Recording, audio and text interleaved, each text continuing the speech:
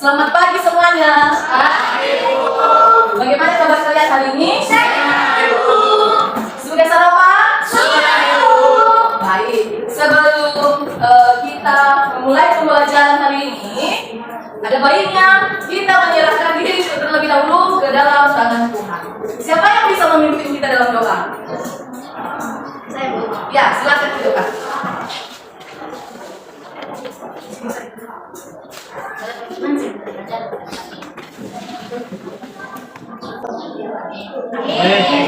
Ya, bagus sekali.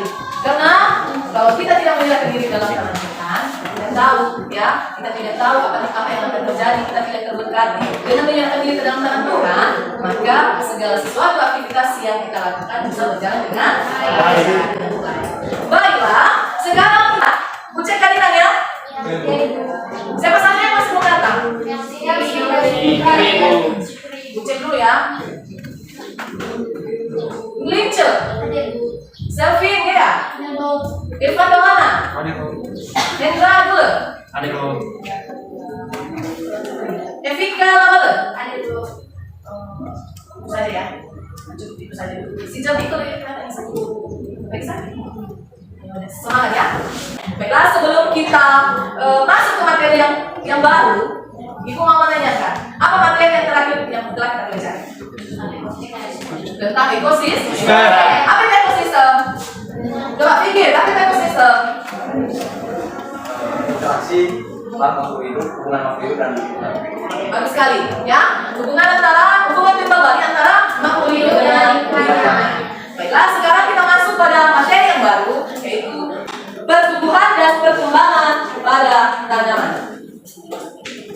Adapun tujuan pembelajaran kita pada hari ini yaitu peserta didik dapat menjelaskan faktor internal dan faktor eksternal pada pertumbuhan dan perkembangan tumbuhan. Yang kedua, peserta didik dapat menyusun laporan. Ingat ya, dapat menyusun laporan hasil percobaan tentang pengaruh intensitas cahaya terhadap pertumbuhan dan perkembangan tumbuhan. Itulah tujuan pembelajaran yang harus kita capai untuk hari ini. Ya. Sebelum kita masuk pada materi, Ibu mau memperlihatkan dulu ada video, ya. Ibu mau memperlihatkan video pembelajaran tentang pertumbuhan dan perkembangan tumbuhan. Silakan disimak baik-baik ya. Silakan simak dengan baik-baik. Kali ini kita akan belajar tentang sebelum kita belajar lebih lanjut, kita akan mengingatkan dulu tentang proses pertumbuhan dan perkembangan itu sendiri. Nah, tapi kalian sudah ingat kan pertumbuhan itu apa coba? Ya, pertumbuhan itu adalah proses bertambahnya jumlah sel atau ukuran sel atau volume sel sehingga tumbuhan yang tadinya hanya 5 cm ternyata tumbuh menjadi 10 cm. Itu pertumbuhan, ya. Lalu sekarang perkembangan. Kemudian ada pertumbuhan sekunder. Oke, itulah video ya tentang pertumbuhan dan perkembangan tumbuhan ya. Siapa tadi yang tahu tentang pertumbuhan? Apa itu pertumbuhan? Ya, pertumbuhan adalah proses bertambahnya jumlah sel, di mana bisa dilihat melalui apa? Bisa dilihat dengan ya bisa diukur ya seperti apa? Lalu ukurannya akar, terus apa lagi? Batang. Sedangkan perkembangan apa? Perkembangan itu proses menuju ke dewasaan dan kematangan suatu tumbuhan. Itu bisa diukur tidak? Bisa? Sekarang ya, untuk lebih jelasnya, Ibu ada praktikum kita sekarang ini yaitu kita mau melakukan praktikum tentang pengaruh intensitas cahaya terhadap perkembangan dan pertumbuhan pada kacang hijau. Sudah kalian bawa alat-alat dan bahan yang sudah Ibu pesankan kemarin? Sudah. Apa saja alat dan bahannya?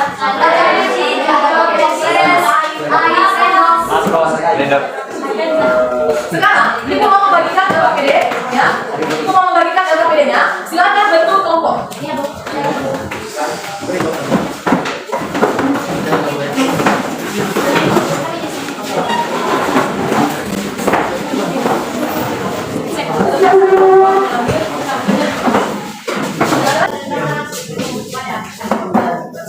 Satu polybag, satu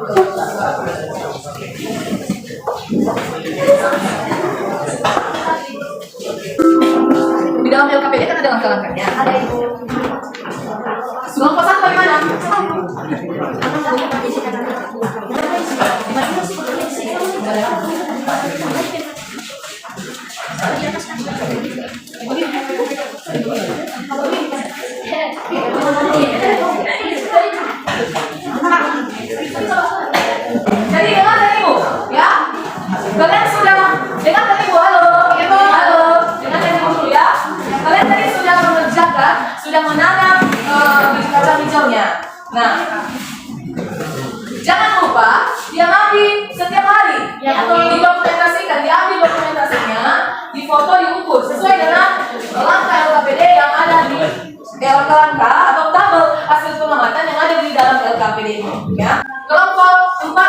Pak? Silakan perhatikan hasil diskusi kelompok remaja. Silakan kelompok 4 lanjutkan di depan. Semua siapa yang dapat bagian ini? Bisa nggak semua? Semua jenis.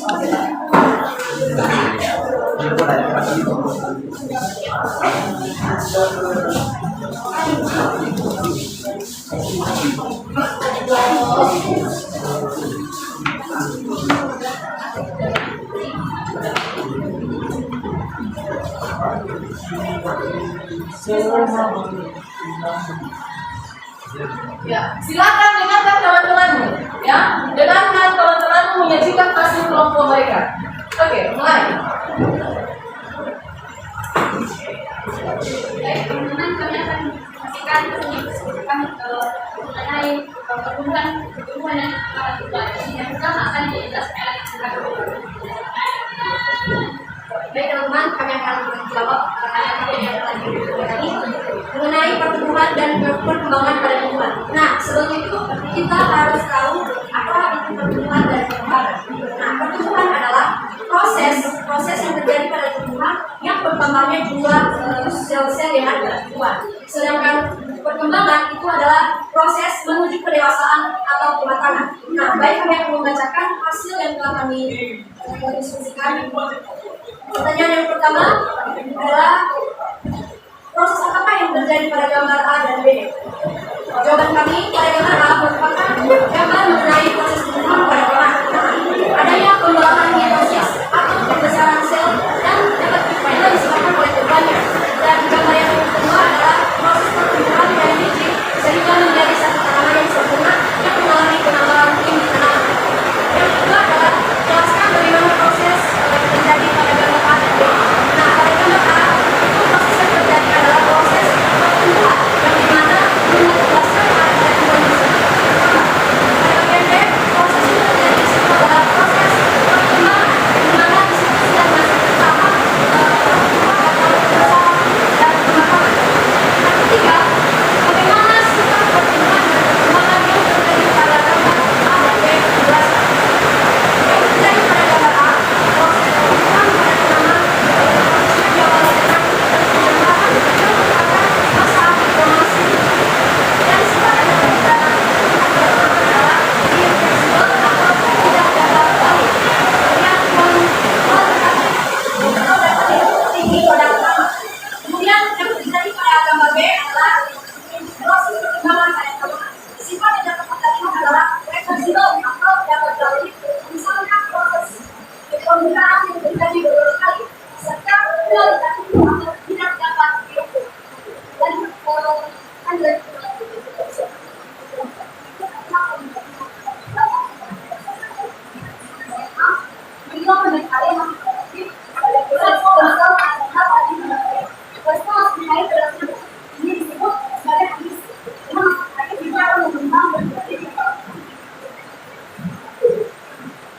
Di gambar B, ada masuk dalam biji akan mengaktifkan embrio untuk pasar normal di badan.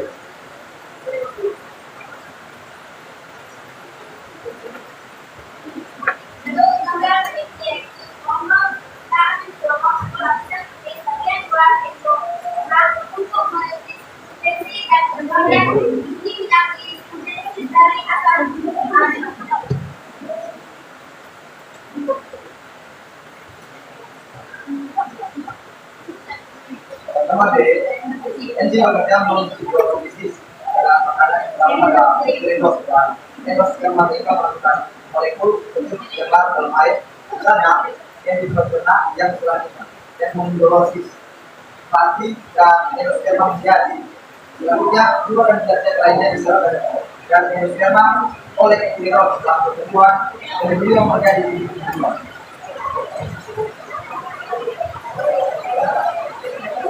kemudian saja kami berada pada pertanyaan dan kelompok lain kami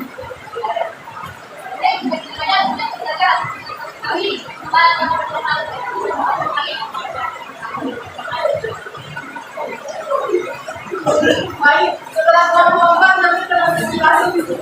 Kita tadi sudah mengerjakan atau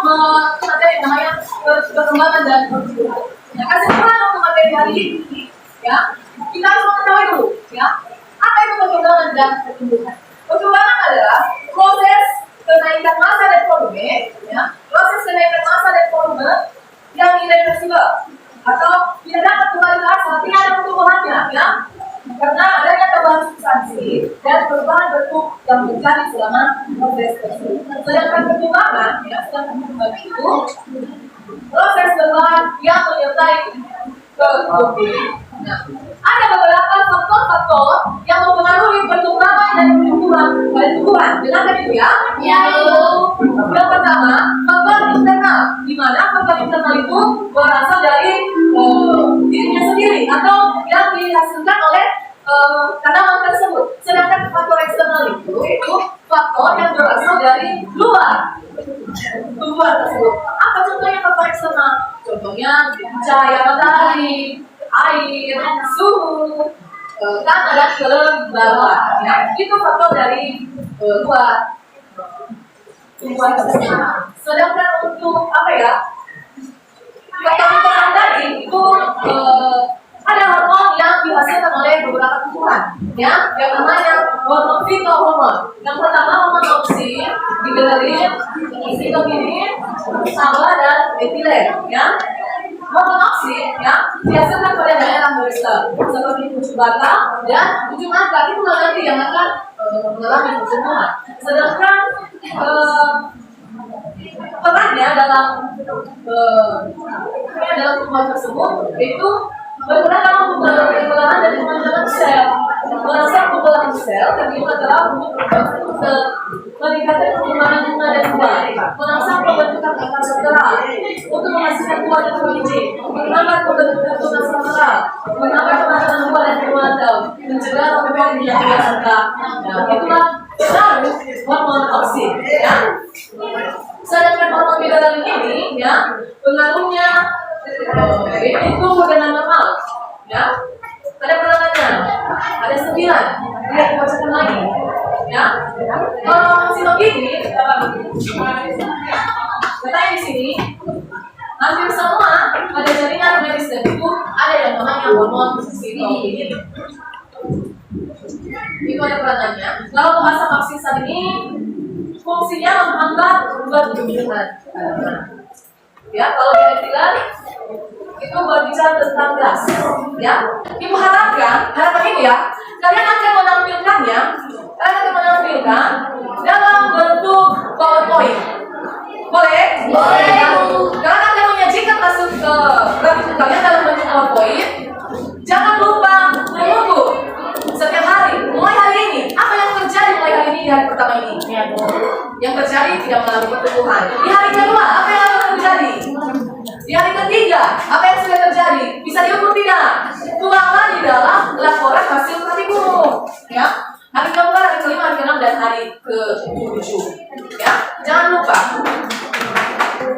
Selanjutnya, usahakan tanaman yang sudah kamu tanam ini tidak terkena sinar matahari dan ada juga yang terkena cahaya matahari. Boleh? Baik. Demikian sajalah proses pembelajaran kita untuk hari ini. Silakan simpan tanamannya. Jangan sampai diganggu oleh teman-teman yang lain. Mereka kita nanti apa? Simpan dengan baik-baik. Lalu lanjutkan mengerjakan tugas yang sudah ibu bagikan. Silakan simpan.